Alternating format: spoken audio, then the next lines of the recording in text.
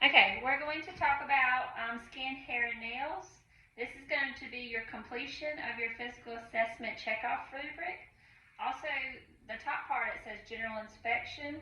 So you're just going to want to make sure that you've assessed the patient's level of consciousness and their orientation. Ma'am, can you tell me your name and date of birth? Shannon Daly, March 28, 1987. Okay, where are we at today? Middle Georgia, Cochran campus. Okay, and who's our president? Donald Trump. Okay, great. So she's oriented. I've assessed her level of consciousness and orientation. We're going to also make sure you assess any signs of physical deformities.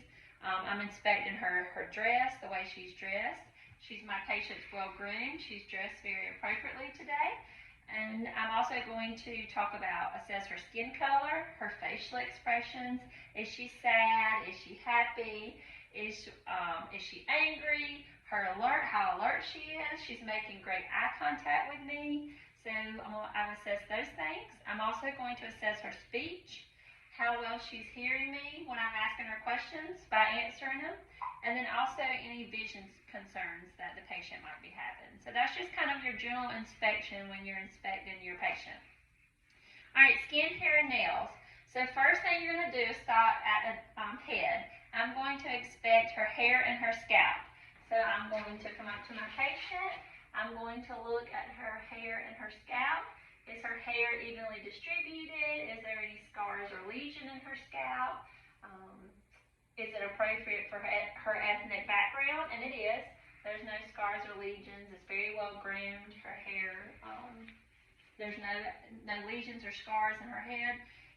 Her hair is appropriate for her ethnic background, and it's very well kept and very well groomed. All right, I'm going to inspect and palpate skin surfaces for the characteristics, the color, the pigmentation, the temperature, and condition. So I'm also going to feel the temperature. It should be warm to touch.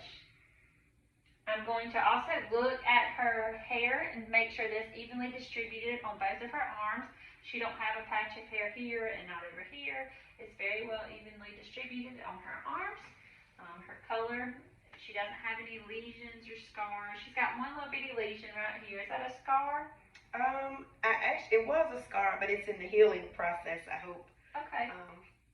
But it's been about a week now, so it's been healing properly. Good. It looks like it's healing very nicely. Okay, so now we're going to inspect and palpate her nails. We're going to note any shape, color, look at her capillary refill, note any clubbing. So now I'm going to assess, look at her nails, see if she bites her nails. That can indicate that she has very bad anxiety. So I'm looking to see if she bites them, if she has any clubbing of her fingernails, if they're splitting, because that can indicate oxygen problems. I'm going to also assess her capillary refill and make sure it's less than 3 seconds, and her capillary refill is. And her nails are also very clean, very well groomed. She has no splitting, no clubbing. Her nails are very well kept. You can also assess the nails during the cardiac assessment.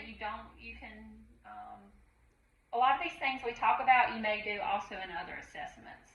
So now we're going to palpate the skin integrity for the turgor to see how well hydrated our patient is.